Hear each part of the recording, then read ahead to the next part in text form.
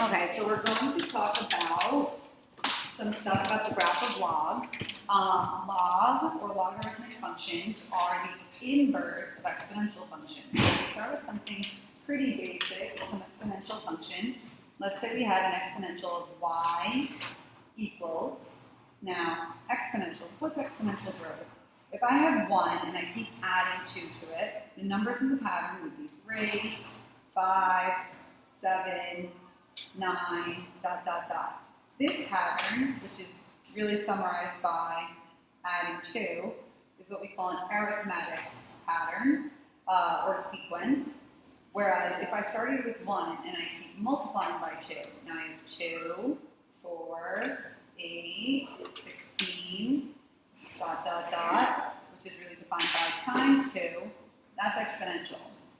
So the first number, when we have the word, later we'll classify this as something called geometric, but that's another conversation. So this is the exponential type of pattern that you see here. So it depends on what number you start with, the times 2 can look different. What if we start with 3, and you multiply by 2 every time? Well now, 6 times 2 is 12, times 2 is 24, times 2 is 48, dot, dot, dot. So it's still another times 2, but the thing is you started with a different number. So that's going to change things up. What do these equations look like? Well, this equation here is going to be 1 times 2 to the x power. First number, thing you multiply by, to the x. That makes this one 3 times 2 to the x power. Now, every operation has an inverse operation. So if I start off over here, a little simple guy, 1 times 2 to the x, chances are you're probably not going to write it as 1 times 2 to the x. It's probably going to be written as just plain 2 to the x. So you want to make sure you remember that this starts with a 1 in front of it, just invisible.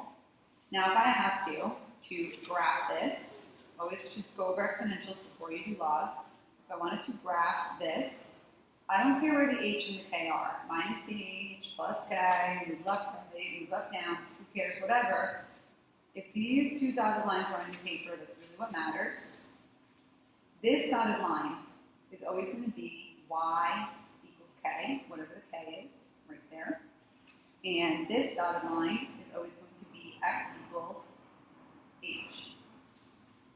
Now from here, where h, k intersect, you treat that like your origin. The invisible number out front, or if there's a real, number there out front, that's how high up you move off of this. So it's 1, so go 1 up. That's my rule of times 2, times 2, times 2. So every time I move over, 1 term over, that's my new output. 1 term over, 1 term over. So if I go over 1, I'm up 2. Go over 1 more, well now I'm up 4. Go over 1 more, well now I'm up 8. Run out of room if I keep going. I could go this way, I could cut in half, and so on. But you don't have to be perfect. And this is exponential and has an arrow on both ends. And on this side it gets really, really close to that asymptote right there. So log. Switching my pen color over here. If I wanted to find the inverse of y equals 2 to the x, algebraically find an inverse. What's the first step of finding the inverse? What's the first thing you have to do to find an inverse? Exactly. We have to switch x and y, so I'm going to write that down. X is 2 to the y. But how do you solve for y when it's in the exponent? Everyone's going to get divide by 2, take the y root, take the square root. Nope, none of those things. We're solving for an exponent, so it's completely different than what we're used to. That's why they invented this operation called logarithms. Log is invented to be the inverse of an exponential. So what we're going to do is we're going to take the log of both sides. If I take the log of the left, it's log x. Like square root of both sides, you would get square root x. If I take the log of this, it's, no, did I say square root log? The log of this, I get log of 2 to the y. But here's the other catch. In an exponential, this 2 is called your base. So the log also has to have a base. So like x squared, you take a square root. If you had the cube root of x, you would get get rid of it with a cube. You need the powers, this is the exponent, this is the index, to be the same to get rid of each other, right? So here, I'm going to do log base 2, so we can get rid of my 2 to the y. Now log base 2 and this 2 essentially undo each other, they're inverses. This y, we'll explain it later, but it becomes a normal size y instead of an exponent, and boom, y equals log base 2 of x. You really don't need parentheses unless you have like a minus h or plus h. Now, the graph of this. I can graph it over here on the same plane, on the same axes. It works the same way as this. If this is up 1, well, this is over 1. The base is 2. Now look at this. See how it was over 1 and up 2? Well, this will be over 2 and up 1. That's what happens when you switch x and y. That's really all you need. You can call it a day. Boom, done, log. Don't try to go and like squiggle it and turn it up, nothing. Less is more. The more you put on, the more I can find reasons to take points off. If you wanted to keep going, just to take out the highlighter, this is going to be 1 unit away. This will be 2 units away from this dotted line. Next will be 4 units away. Next, 2, 4, 6, 8 units away. 2, 3, 4, 5, 6, 8, 9, 10, 11, 12, 13, 14, 15, 16 units away. So if I wanted to continue the log graph, which you definitely do not have to do, they would go out to these points over here. And beautiful. Sorry, it's all over the place, but that's how it works. So these are reflections of each other over the, what function was this one that goes through the middle here? Do you know what that is? Yeah, y equals x.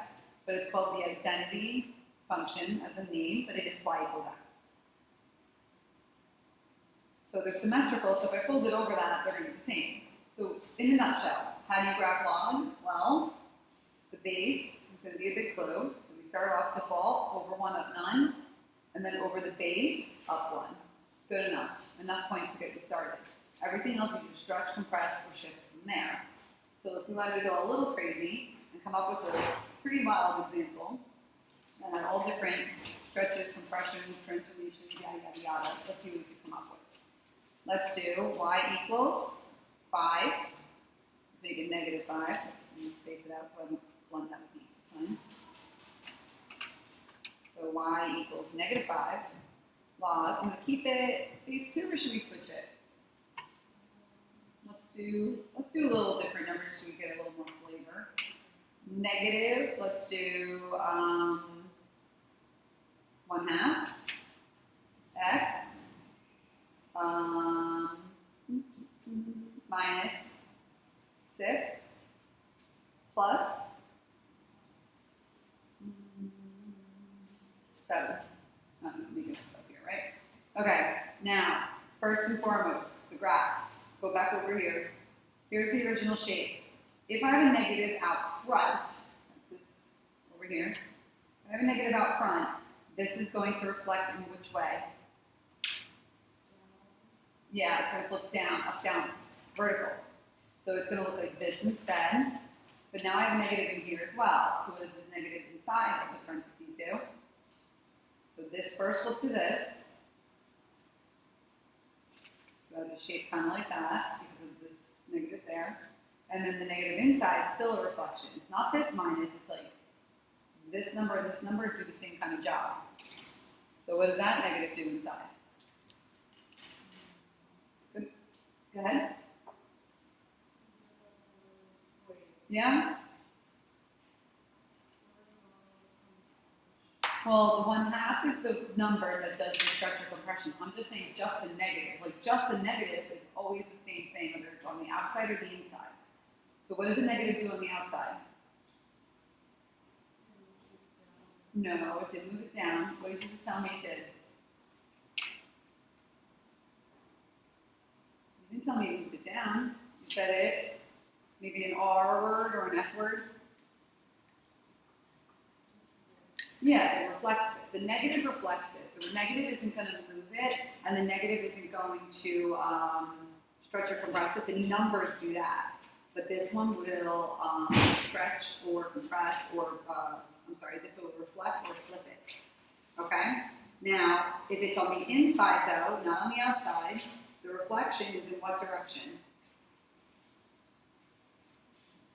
If the negative is on the inside of the parentheses, what way is the reflection?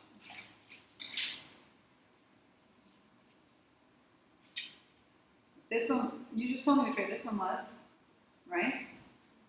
Which way does that negative with the 5 reflect it? There's only 2 ways it could be, a V word or an H word.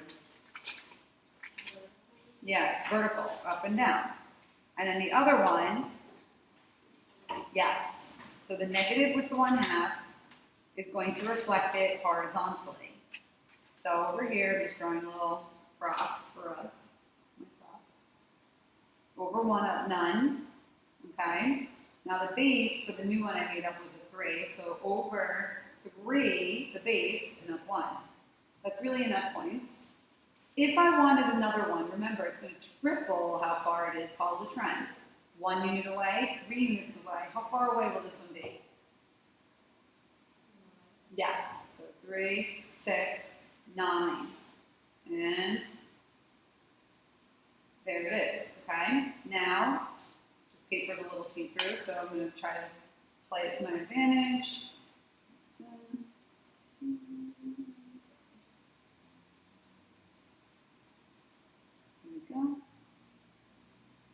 Okay, so I did a vertical reflection with this. A vertical reflection makes that the new shape. And then the negative with the 1/2, the one on the inside, is a horizontal reflection. There it is. So it's the same shape, over 1 up none, and then over 3 down 1 instead. Okay, the 2 negatives are going to be shaped this way. Got it? So if you have to draw it yourself and kind of play with it until it sticks, if you have to have like one of these handy until you kind of get the hang of it, all good. So the shape will look like that. -6 and the +7 tell you which way you move. So since I know the shape will be something like this, right? I'm going to go over here and draw my orange lines first, my axes. So I'm going to go over here. This one's not really an asymptote, it's just sort of to guide me. This one is a more serious asymptote, right? Then, I'm going to check off the numbers I dealt with already, right? I really dealt with the 6 and the 7. X minus 6 means that this line is x equals 6. And then 7 means that this is y equals 7, because it's up 7. And this is to the right 6. They're done. Finished. Negative and negative mean the shape is like this. The normal pattern is over 1 up none, and then over the base, which is 3, and down 1. So normally it would have been this. But what does the 5 do? We already dealt with the negative. What does the 5 do? And we could even do the other point we had, right? 3, 6, and 9. Let's do an extra one, just so to be more specific. What does the 5 do?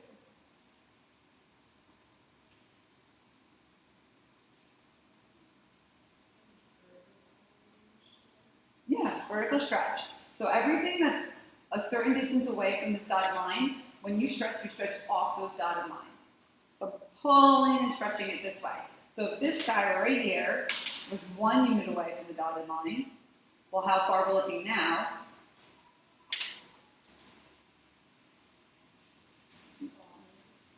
Sorry, 5 units it'll be. And then this one was normally 2 units away. How far will it be? Yeah, 10. Don't be scared. So 2, 3, 4, and 5. 2, 4, 6, 8, 10. This was originally 0 units away. How many will it be?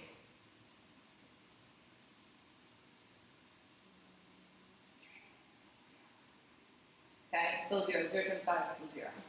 So I have those stretched by 5, right? However, I have 1/2 here inside of the crazy house. What does the 1/2? We took care of the negative, we took care of the 6, the 7, the 5, and that negative, and the base 3. What does the 1/2 do? Good. Horizontal stretch of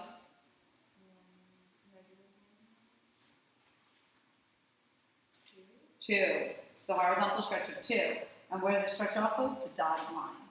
So remember, horizontal is this way, so it stretches off the dotted line. So instead of it being 1 unit away from the dotted line, it's always got that dumb dotted line over there. 1 unit away from the dotted line, how far away is it now? 2. Instead of this being 3 units away, and then instead of this being 9 units away, right. And that's how you make the grand finale over here. So, plotting my new points, this 1 becomes a 2. This 3 becomes a 6. And this 9 becomes a 2, 4, 6, 18 units away. So when all is said and done, arrow and arrow. And that's our log graph. Now, if this is y equals 7, if you really want to draw on your x-axis, that means this is 7 units up, so I'm going to go down 6, 5, 4, 3, 2, 1, 0. This is my x-axis. X equals 6 is this line going up and down. Okay. This is the x-axis.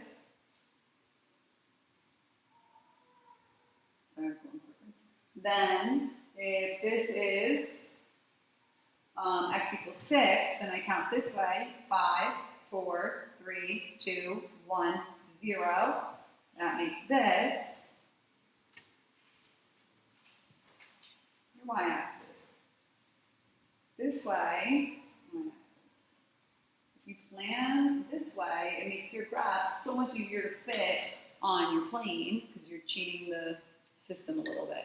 You know, you're making it first, and then you stick your axes in after. I honestly don't even care if you don't even draw your x and y axes. They don't matter. If you label what the dotted lines are, that's more important. The x and y axis are really just silly. They're just telling you where y equals 0 and x equals 0 are. If you tell me where x equals 6 and y equals 7 are, that's even better. I don't even care about 0, right? Like, who cares? I know where those are. That's what's important, you know? Like, if you're going to tell me directions how to get to your house, do I care about every street in the neighborhood? No. I really just care about the ones that I'm going to be on. Okay? And that's love. So you're going to give that one a try now that you have to do? Okay. Okay.